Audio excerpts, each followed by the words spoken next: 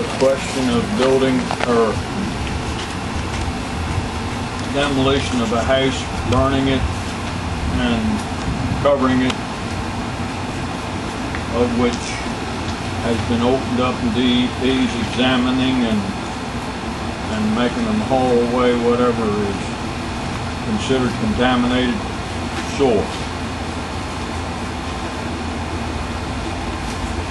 Is there any other? Is there a fine involved? Didn't say anything about a fine. In the permit, I thought it was. There it is.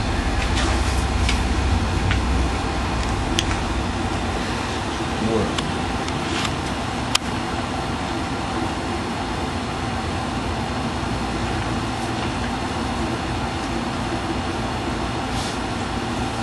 DEP didn't say anything about a fine. Oh, we have one in the ordinance. Did we have one in the UCC? Or the UCC? I read someplace where it was.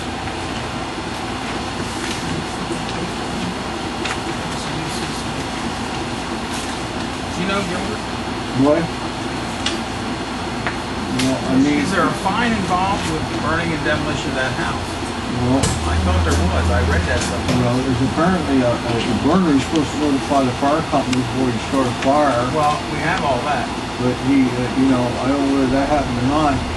Now, you're supposed to, apparently, before demolition permit, I suppose most people knew anything about demolition permits, and nobody has ever been fined for not having one before, as far as I know.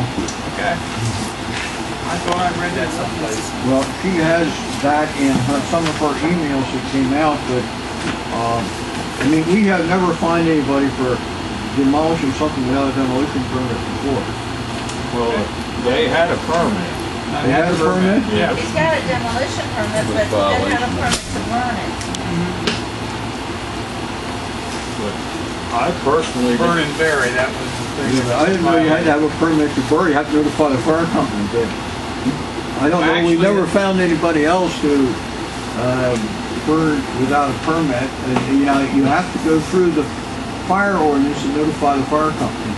Well, only the fire company can burn. No, you can burn. Not a house. There was a lieutenant from Fallen Grove Fire Company there. There was no fire equipment there. Yeah, that's the thing. There was no fire equipment there. But there was a lieutenant there. It doesn't say anything you have to have fire equipment. And then actually, Here it is, number It 3. does say that only the fire department can. Yeah, but where is, I read that, but where does that come from? I'm not aware that that's a don't know. part of any ordinance. It's not an ordinance, that's a UCC demolition regulation. Supposedly.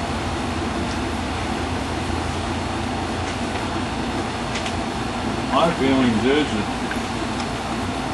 it's going to be quite expensive for him to clean it up and get it in to meet DEP approval, that he's paying a fine, in my opinion.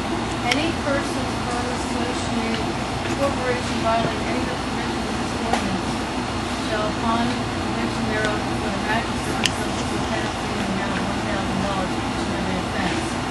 And that's what it is. It's $1,000 for not following the universal construction code. I knew I read that somewhere. It's in the building permit ordinance in the very bottom. It is? Section 11. Yeah, the thing is, and here's the other thing on the construction code, you always give somebody, you know, notice. You know, like, you know, we write, Michelle writes him a letter, then I write him a letter before we prosecute him. Well, it states right in here in the regulations that they signed that you could not do that. You see this here, Gilbert? Yeah, I see. He's got a copy of that. Yeah, I saw him. And he did sign it. That's the only Yes. thing. He didn't follow apparently what he signed. Exactly. And I do have a letter here from a neighbor that asked me to read this letter since she could not be here. Can I read read it? Yes, go ahead. Okay. Dear Delta Peach Bottom Supervisors, on August the 20th, we were driving on Clubhouse Road and noticed the clearing and burning of debris on the corner property next to Alba Road. It was 8:30 p.m. Dave Gemmill and a van with blue lights on top were present. We assumed the van was a member of the fire department. During the day, we were experiencing smoke, so we shut our windows. Late that night, the wind changed directions and we were able to open our windows. We do not have air conditioning on the second floor where our bedrooms are. When my husband, Gwen, and I awoke the next morning, I immediately closed the windows as there was terrible smelling smoke coming in. My husband, Gwen, could hardly breathe, and his head was hurting and his sinuses blocked. He was greatly affected by the smoke. A few hours later, we drove up the hill and saw that what was burning was the old house on the corner of Clubhouse Road and Alba Road. The entire home had burned to its foundation and still smoking. We were horrified. That home had asbestos siding on it. We had been breathing that smoke. I called the Department of Environmental Protection on Monday, August the 22nd, and left a message for dept, who handles their complaints. On August the 23rd, spoke with him and he said to call the township as they determined what is legal to burn.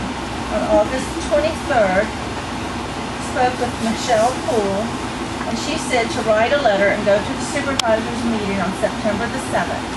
I am working and my husband and I will probably be out of town. My husband went to the emergency room on this day also as his symptoms have gotten worse. I am outraged that anyone would have such little regard for their neighbor's health and well-being. Asbestos must be properly removed and disposed of as it is considered hazardous waste. Mr. Gemmill has put both my husband and I at risk. Who knows what future health problems this may cause. It definitely has hurt my husband. I would like a written response to my letter. Sincerely, Mary Collins. Right. And then we did get another letter also. And we do have pictures here. If you'd like to see those. You've seen those? Okay. And I think there was somebody in the audience that wanted to speak. When I got the permit, when Michelle was out doing the perk, she had full knowledge of, she even asked me what I was going to do, how I was going to do it. If I was wrong at that point, why wasn't the zoning officer? Did you say you were going to burn the house down? Yes. Did you say you were going to do it without the fire department there? A lieutenant from Fong Grove That's was not there. the same thing. That is certainly not the same It does thing. not state in there that you This have. is fire department. Yes, it does actually, Eric. Okay, then he's a lieutenant in a fire department. You did not have equipment there. It was very unsafe. It does not say anything in there about equipment. It does say fire department. Then explain the difference between a person and a department. The fire department includes equipment. People, right? Includes equipment. There was. Yeah. All right. It was my understanding that the hotel across the street, that the Amber Light Bill owns, that the people that were staying in there, it was full because of a power outage or something, Yeah, that they were affected and they also had to leave. Yes, and he lost all the money from that. But the point is, the agreement was signed, just like the use and occupancy permit, 9 months without it. He signed an agreement. He put the pigs in. This is repeated over and over and over. And this precedent has to be changed because now people's health is getting affected. It's not fair that somehow they always evade fines when everyone else in this township has to pay them. And this is public health. That's asbestos. It's not right. All right. I was affected by the smoke too. You what? I was affected by the smoke too because I live around the corner. Oh, And okay. it's very putrid. Yes. I have a couple issues actually, and I wrote a lengthy letter. I've got your letter. Did you want to read it or? No, I can tell you what it says. I really don't care if the Gemmels have pigs or not. I don't care. how many you got, where you put them, any of that. But the burning of the asbestos, it was just wrong. It's, you know, I don't care that they took the house down, but there's a procedure to follow to get rid of the asbestos. You got to bag it up, take it away. It would have been that simple. If they did it the right way, or they get rid of the residue or whatever the right way, fine. I have an issue with the fire chief. I called 911 and told 911 there was a house burning. No one was there. My dad he's worked with asbestos for years. He went down and talked to Mr. Gemmill. He told Mr. Gemmill, you can't burn asbestos. Gets into the air, it's called friable, causes cancer. Mr. Gemmill told him to take it up with God. What? Take it up with God. So, I mean, and the thing with the fire chief, I called 911 several times. They kept saying, he's got a permit to burn it, he's got a permit to burn it. I said, can you just send a truck out? The house is burning. If he has the permit to burn it, fine, let him burn it. Just have somebody sitting there just in case. You know, just in case something goes on. And 911 would never send a fire truck out, and Jeff Griffith told me he wasn't sending anybody, he was trying to enjoy his day. And I asked the man, yeah, he called me back and said, I'm trying to enjoy my day and wanted to know what I wanted. He said, well, I have my 10-month-old granddaughter here. I said, that's wonderful. I said, I have 3 kids. Would you like to come over and have a cookout? I'll cook for you. And you can bring your whole family so that your family can breathe this stuff that my family's going to breathe. He never showed up. Still waiting for him. Anybody else? Dave? Dave, I'd like to say one thing. As far as I'm concerned, and speaking for a lot of the neighbors that really thanked us for what my son did, that they really complimented him, how it turned out, how it was being done. We apologized to a lot of the neighbors around about the smoke issue, because the neighbors were having problems there on that property with drugs, children in the house all hours of the night. There was lights in that house, and the one neighbor I said, why didn't you report it? They said, we didn't want to get involved. There was kids in that house, underage drinking. I think he done a great job, a marvelous job.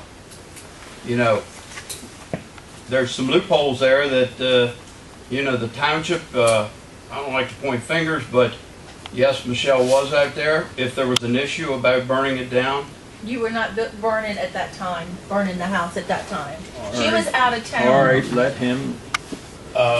you know, Michelle did know that the house was going to be burnt down. Why wasn't it told to him? The same way with the inspector that she told Eric was supposed to come out there and look at the foundation before we buried everything. There's a big loophole there, because the inspector said, no, I don't come to everything's done. Now, Michelle did say she would check that out with this gentleman. But I know my son called him a couple times before we buried it, because we held off for a couple days. And, you know, I think the kid done a very good job. Yes, All we right. did have a smoke issue. All right. One question. In the agreement they signed, did it say that they could bury it there, or it had to be removed from the site?